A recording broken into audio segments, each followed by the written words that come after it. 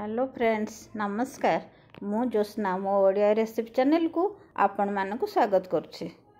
आसतु मु आज पणस कषा बनाऊँगी देखिबा तार प्रस्तुत प्रणाली। पणस कषा पे मु पणस नहीं हाफ केजी मुझे एपरी छोट छोट काटी एवं भल भाव धोई ताकू रखी गोटे पात्र रखी। एवं देखो ए खड़ा मसला किसी नहीं एवं आलू 250 ग्राम नहीं छोट छोट आलू ताकू मुझे फाड़ कर रखी एवं सिझे देछि। एवं टमाटो दुईटा को छोट छोट टमाटो दुईटा नहीं ताकूपरी काटी देछि एवं पियाज को मध्य स्लाइस करी काटी मु किछि कंचा मरच नहीं एवं कंचा लंका गुड़ किछि सेते राग नहीं तेणु स्पाइस अनुसार मु नहीं जेहेतु ये कषा हम। एवं चलतु गैस रे कड़ाई बसैबा तेल पकेबा। एबे पणस को मु गोटे पात्र रे रखी से हलदी गुंड लंका गुंड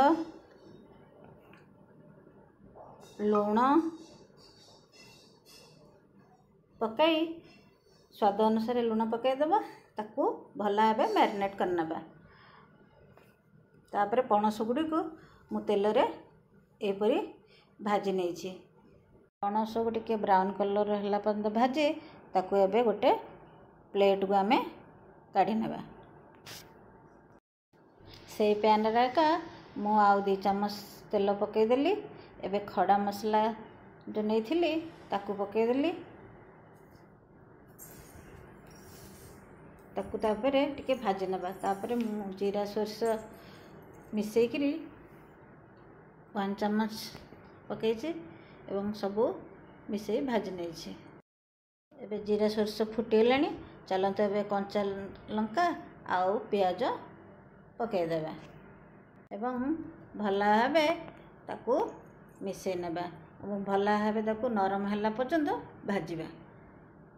एवं टिके ब्राउन कलर हो गले सेथिरे आमे 2 चम्मच अदा रसुण पेस्ट देदेबा। मु एपरी अदा रसुण पेस्ट कर रखी एबे ताकू भल भाव कषि नेबा।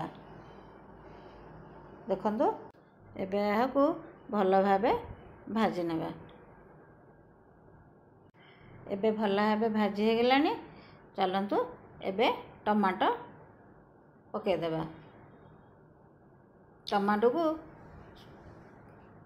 पियाज और मसला सहित भल भाव मिसेई पुणी भाजिबा एवं 1 चम्मच लंका गुंड पकेबा। आ मु घर तैयारी जीरा धनिया गुंड करची टिके जीरा और धनिया को टिके भाजी देछि एवं से ताकू गुंड करिकिरी रखिथिली ताकू पकेछि एवं एबे सिझेइथिबा आलू पकेदेली एवं सबू भल भाव मिसई नेली एपरी ताकू मिसई नेबा।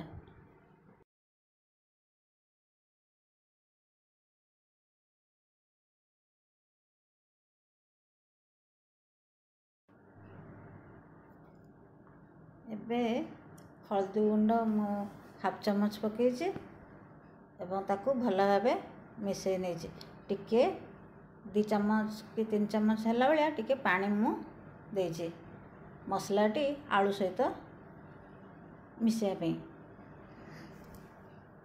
एबे भल भाव एपरी भाजी नेबा एवं मसला मिसैया पे आमे किछ समय एपरी घोड़ेइकरी बसैबा। एबे आलू मसला मिसी गलानी देखंतु तापरे पणस पकईदेबा एवं पणस आलू भल भाव मिसई नेबा एवं देखंतु मु एबे स्वाद अनुसार मु आगुरु सिजार लुण एवं मु मैरिनेट रे पणस रे लुण पकईथिली तेणु से अनुसार ताकू देखी स्वाद अनुसार मु आउ किछि लुण पकईली। एबे भल भाव सब मिसई नेबा। एबे मोर पणस कषा हे आसलानी मु किछि गरम मसला गुंड एबे पकईदेबी एवं कस्तूरी मेथी पकईली